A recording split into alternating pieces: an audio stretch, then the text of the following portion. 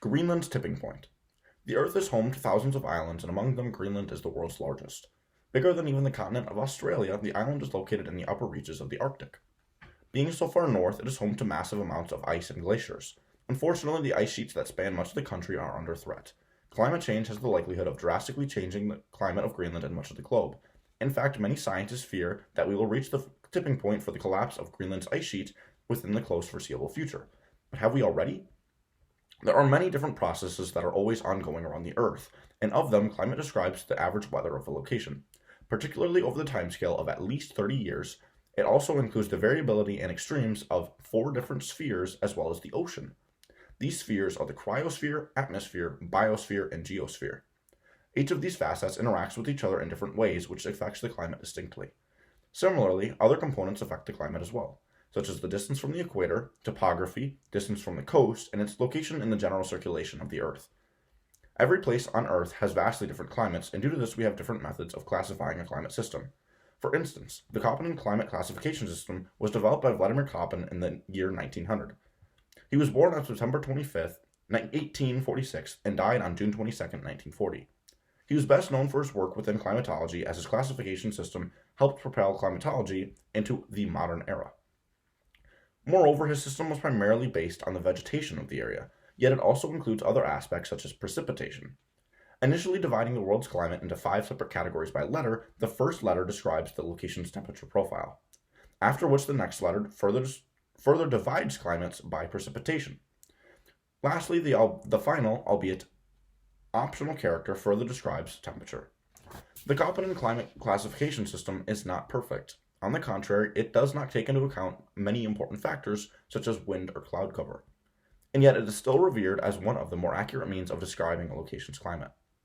Mostly covered in an ice sheet, much of Greenland is classified as an EF. The E means polar while the F means frost. This is due to the extreme lack of vegetation and precipitation over the entirety of the island. However, not all of Greenland is classified as an EF, though.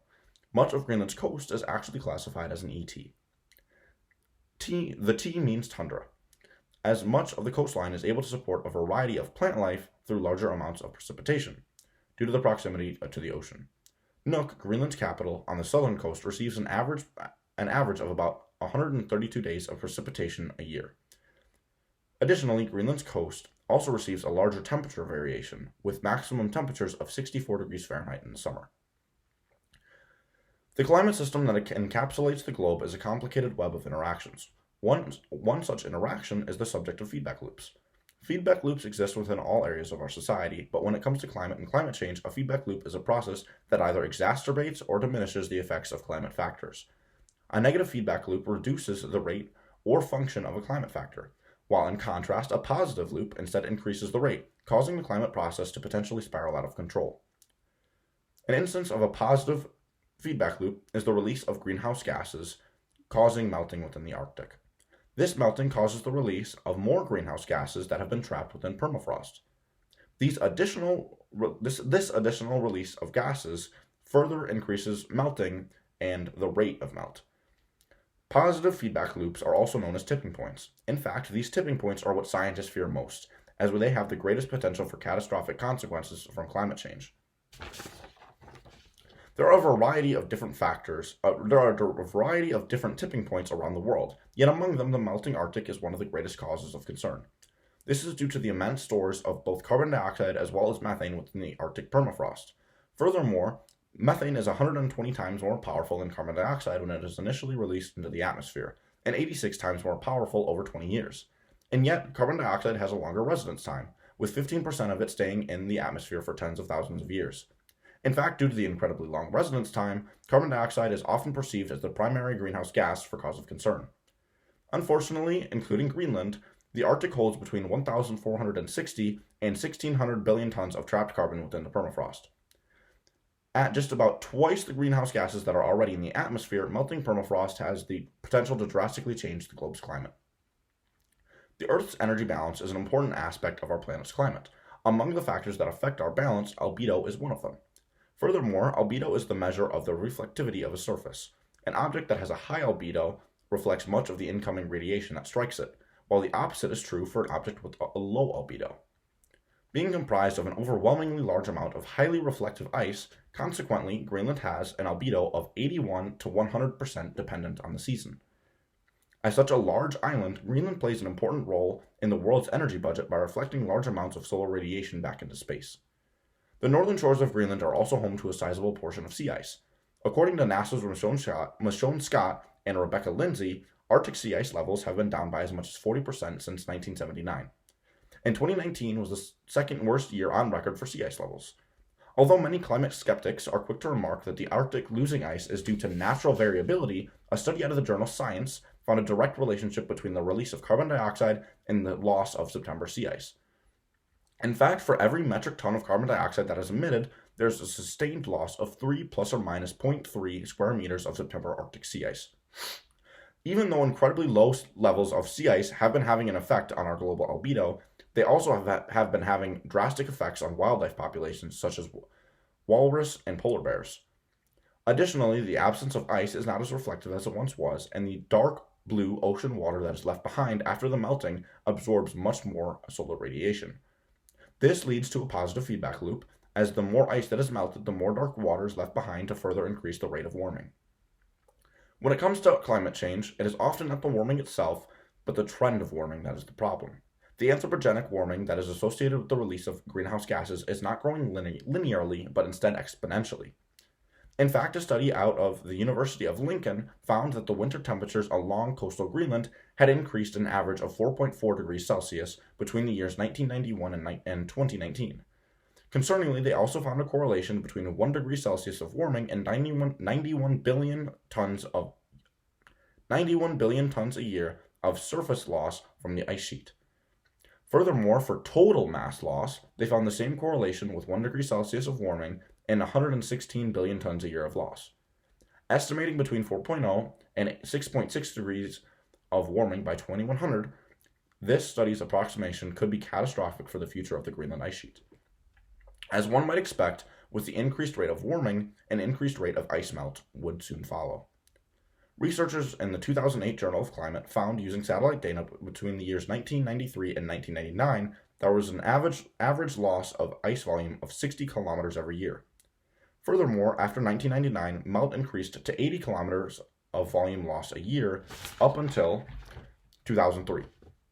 Estimates for more recent years from 2002 to 2006 are uncertain. Higher estimates are around 248 kilometers of melt a year. However, lower estimates are around 111 kilometers.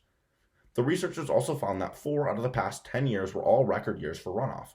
In addition, it was found that between 1991 and 2006, stations around the southwest coast of Greenland reported 1.7 degrees Celsius of warming, while another station from the Greenland Climate Network, stations on the western flank of the ice shelf, reported 2.2 degrees Celsius of warming from 1991 to 2005.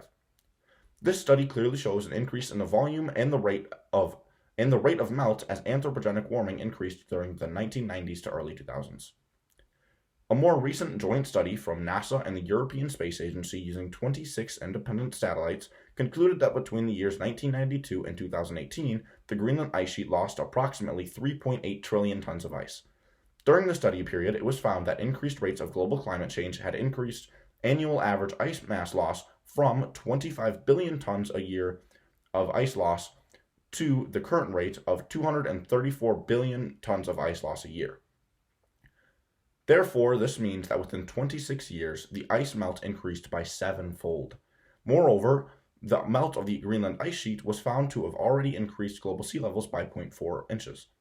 Should the entire ice sheet melt, it has the potential to raise sea levels by 24 feet. This would cause at least 400 million people to be exposed to yearly flooding by the end of the century. When it comes to credibility within climate change, none compared to the Intergovernmental Panel on Climate Change. Established in 1988 by the World Meteorological Organization and the United States Environmental Program, the IPCC compiles data and releases reports every 5 to 7 years, after it has been reviewed and scrutinized by a panel of hundreds to thousands of scientists.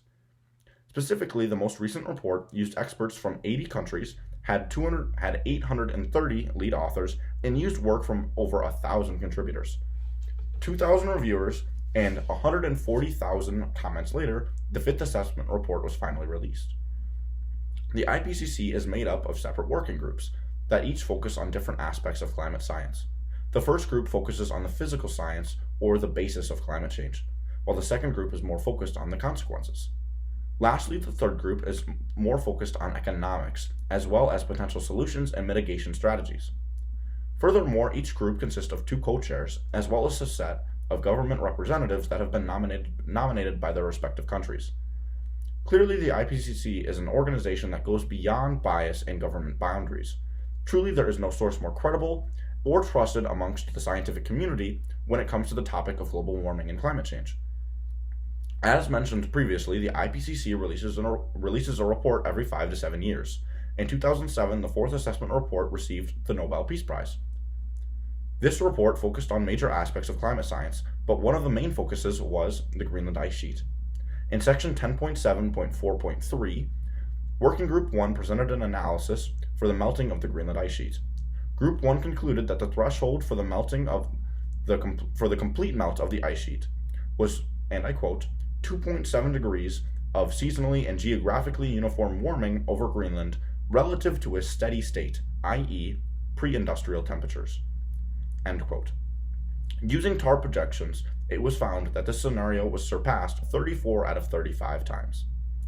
The Earth and her islands are truly unique, based on the IPCC's 4th assessment report on the threshold for the Greenland ice sheet being only 2.7 degrees Celsius, and the studies that have already shown or are near 2.7 degrees Celsius of warming, it seems safe to conclude we are at or have already surpassed this forlorn tipping point.